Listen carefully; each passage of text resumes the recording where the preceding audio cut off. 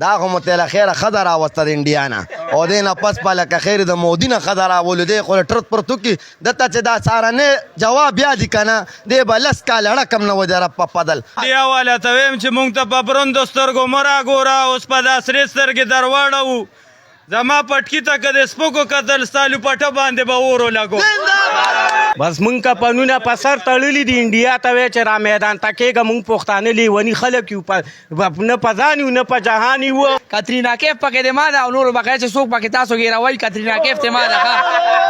موږ داسې سبق ورکو چې کاڼم پکې روغ شو شکر الحمدلله ړاندم پکې روغ شو چاړاګان هم پکې خبرې شروع کړې موږ جنګ په حق کې نیو جنگ تاوان دی خو چې کله پتا باندې نبی کریم صلی الله علیه وسلم وایي مسلط شو نو بیا به ته د پړک ګزار چې دی دا په سوک یا په لته دا به ورکې چې کله ستا کور له راشي یو سړی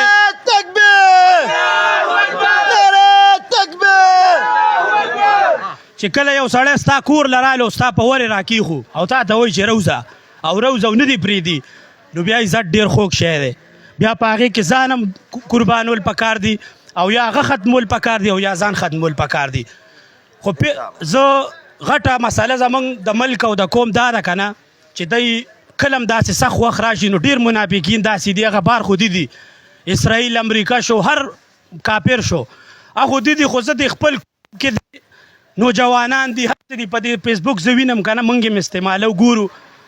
دی چې کوم وایي ثبوت راکوي او پلان کې راکوي او هلته نه ده شوې او دلته نه ده شوې دا منافقت چې دی دا هغه یارو له تاسو سبق ورکوئ د هغوی سره ملګرتیا کوئ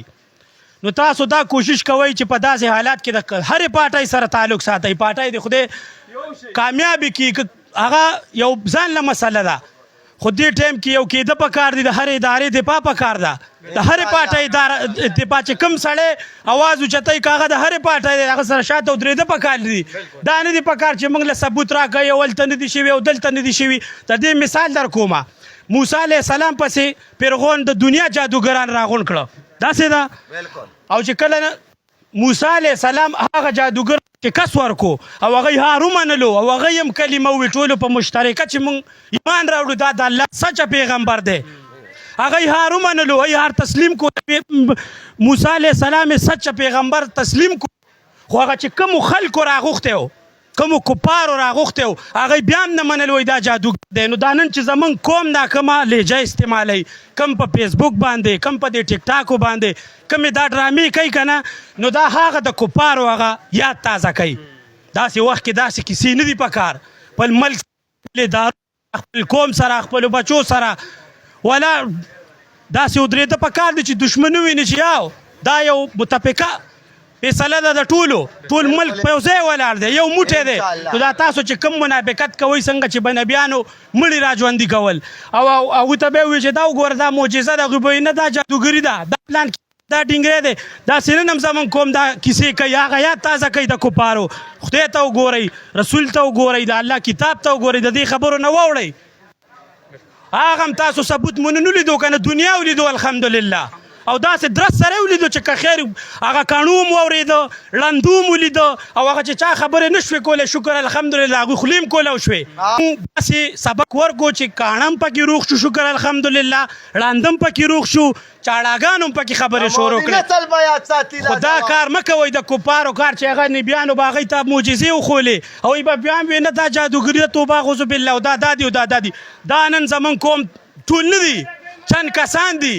خو هغوی ته زه په زارۍ سره ویم په مینت سره ویم په ورورولۍ سره ویم چې دا کردار ما ادا کوئ چې زموږ په ملک باندې کله هم سخته راغلې موږ نوجوانان او پښتانه همیش د په مخکې فرنټ سیټ کې به ولاړو د خپل ملک د دفاع لپاره انشاءالله العزیز اوس خو مو ته یو میډم بله ونیوه دا خو مو تېله خیره ښځه راوسته د انډیا نه او دې نه پس به لکه خیر د مودي نه ښځه راولو دی خو له ټرت پرت وکړي دته چې دا سارنې جواب بیا دي که نه دی به لس کاله ړکم نه و د رب په فضل زمونږ شاهین نه دی زمونږ شاهین دا زمونږ چې کم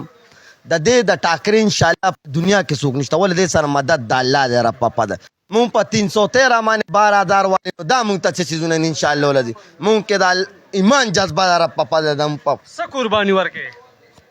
بل سرم ته قربانم د پاکستان د پاره خپل جان مال هر څه تابعدار د خپل ملک د دفاع لپاره ټولو نه پهله پاکستان بیا به نورې کیسې وي انشاءالله. کومې پارټۍ سره زه صرف عمران خان زنده آباد سره یم، د رب په فضل. خو اینه پهله زه د سچا پاکستانی یم، مسلمان یم د رب په فضل او سچا پاکستانی، د پاکستان د پاره بار حده پورې جنګېږم. مونږ کپنونه په سر تړلي دي انډیا ته وایي چې را میدان ته کېږه. مونږ پښتانه لیوني خلک یو، نه په ځان یو نه په جهان یو. او فوجانو سره حال لري مونږ خو برپور ولاړ یو چې کوم یو فوجي وایي موږ ورسره ټول اتحاد کوو دې فوجانو سره. موږ به دا دعا کوو چې زموږ فوجانو لري الله نور هم برې ورکړي. مودي دې ته وایي را مخکې کېږه، موږ سر باندې کفن تړلی دی او تا سره به جنګېږو. ضرورت رالو سبا کې نو موږ به دا سر باندې کفن تړلی دی او انډیا سره به برپور جنګېږو او مال جان له مو توبه وښکې دا هر څه نه مو وښکې دا مور پلار مو پرېښي دي او خپل پاکستان مو راټینګ کړی دی. پاکستان انډیا والا ته وایم چې موږ ته په بروندو سترګو مه راګوره، اوس په دا سرې سترګې در واړوو. زما پټکي ته که د سپکو کتل ستا لوپټه باندې به اور ولګو. یو خبره پکې زه خپل عوام ته کوم، یو خبره پکې خپل ټول پاکستان ته، کترینا کیف پکې د ما ده او نور بقیه چې څوک پکې تاسو ګیروئ، کترینا کیف ته ما ده. ډېره